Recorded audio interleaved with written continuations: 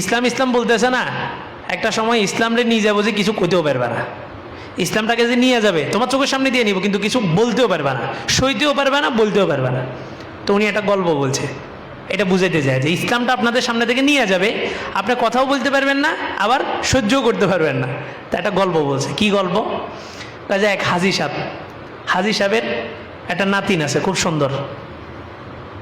তো এক লোক ওই নাতিনিরে পছন্দ করছে।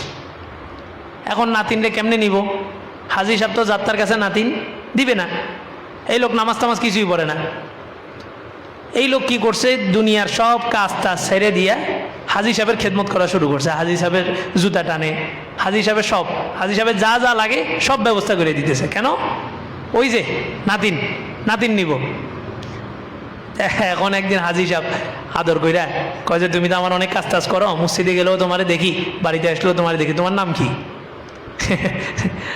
তো কয় যে মা বাপ ছোটবেলায় মরে গেছে, কি নাম রাখছে ভুলে গেছি। মা বাপ ছোটবেলায় মরে গেছে, কি নাম রাখছে ভুলে গেছি। তবে মানুষে আমারে ডাকে নাতিন জামাই। মানুষে আমারে কি ডাকে? নাতিন জামাই। তো হাজি সাহেব সাদা সিধা মানুষ ডাকা শুরু করছে, কি নাম? নাতিন জামাই। তো এখন হাজি সাহেবও ডাকে, মুসল্লিরাও ডাকে। এবার মুসল্লিদের শুনে সমাজের সবাই হেরে কি ডাকে? নাতিন জামাই। যখন সবাই জানাজানি হয়ে গেছে, সবাইয়ের কাছে সে যখন প্রসিদ্ধি হয়ে গেছে নাতিন জামাই, আস্তে একদিন নাতিনের লইয়া দৌড়।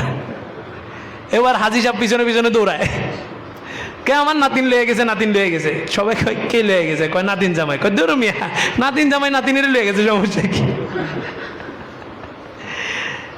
এখন এটা আসলে হাসির গল্প না, কিন্তু এখান থেকে উনি বুঝাইছেন যে ইসলাম বইলা খাওয়াই দিছে।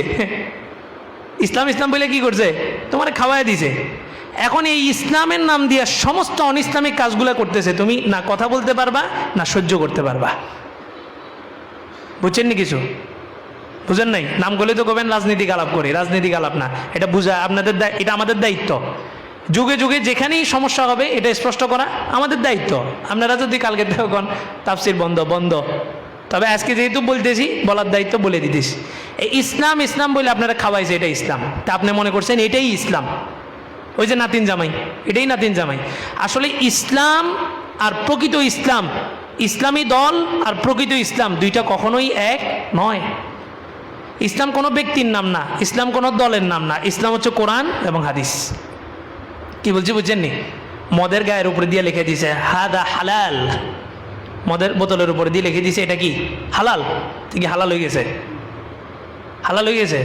আজকে একটা টক শোতে গেছি, ইয়াতে ওই ফেনীর সমাচার, একটা টাইম রিপোর্টার আছে, ওখানে জাকাতের 10টা প্রশ্নের জবাব দিতে হবে। তা আমার ওনারা কালকে রাত্রে বলছেন, আমি আজকে গেছি।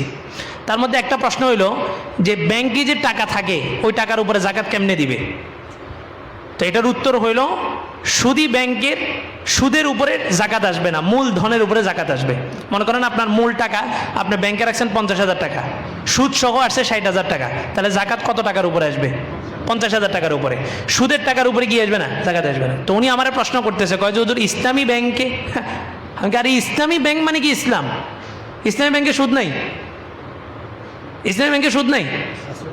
হয়তো হুজুর বিসমিল্লাহ পড়ে খান, তো বিসমিল্লাহ পড়ে খাইলে বুঝি শুকরের গোস্ত হালাল হয়ে যাব। এটা স্পষ্ট। আল্লাহু আকবার।